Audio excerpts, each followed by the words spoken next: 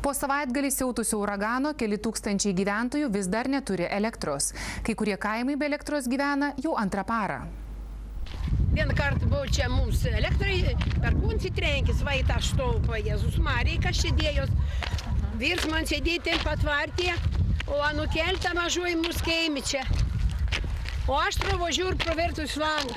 Tik tai žaibs. Klaipėdos rajono Baičių kaimo gyventojų ramybė visai neseniai sudrumstė žaibas. Šį savaitgalį kaimo žmonių nepagailėjo ir uraganas. Dėl stiprių vėjų baičiškiai liko be elektros. Jos tiekimo nepavyksta atnaujinti jau antrą parą. Būdavo atsirodavo tumsinė, vakar jau pirkti. Ta tumsinėje.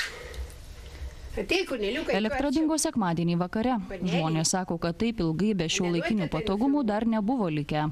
Vakarais vienintelis šviesos šaltinis – žvakės. Turėjau grabnyčinės įsidėjusi, užsidegiau tas, nusakiau tiek to advento pradžią. Tegu degdama tos grabnyčinės, paskui sakau, reikia pasilikti, galėlių druk pradėtume mirti. Daugiau kaip 30 metų Baičiuose gyvenanti Adelė džiaugiasi, kad namie yra bent krosnis, nes dingus elektrai nebūtų niekaip pagaminti šeimai valgyti. Adelė baiminasi, kad tai, kas buvo užšaldyta šaldiklyje, gali tekti išmesti.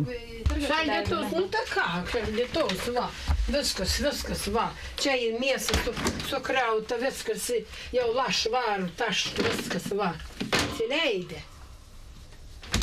Nu ką daryti, aš jau tikrai žadėjau šitas kriauti bliūdus, įnešti viską į lauką.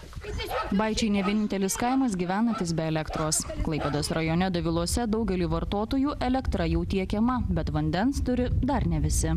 Šiaip mūsų seniūnijoje nebuvo to kampelio, kur nebūtų pradingusi elektra. Taip, kad visi patyrė tuos nepatogumus ir ypač naujakuriai. Vakar ekstremalią situaciją paskelbusi elektros tiekėja Lesto sako, kad po uragano be elektros buvo likę apie 60 000 Lietuvos gyventojų. Daugiausia Klaipėdos ir Kauno regionuose. Nors elektrikų brigados dirbo be perstojo, vien Klaipėdos regione elektros šiandien dar neturėjo apie 4 000 žmonių. Daug yra pažeistų elektros tinklo elementų, daug medžių virtimų, daug yra atramų nulaužtų, medžių išvirtusių, sunku važiuoti, bet dirbam. Paskutinį kartą tiek daug žmonių be elektros buvo likę šių metų sausį. Tada pūga be elektros buvo palikusi daugiau kaip 30 000 Lietuvos gyventojų.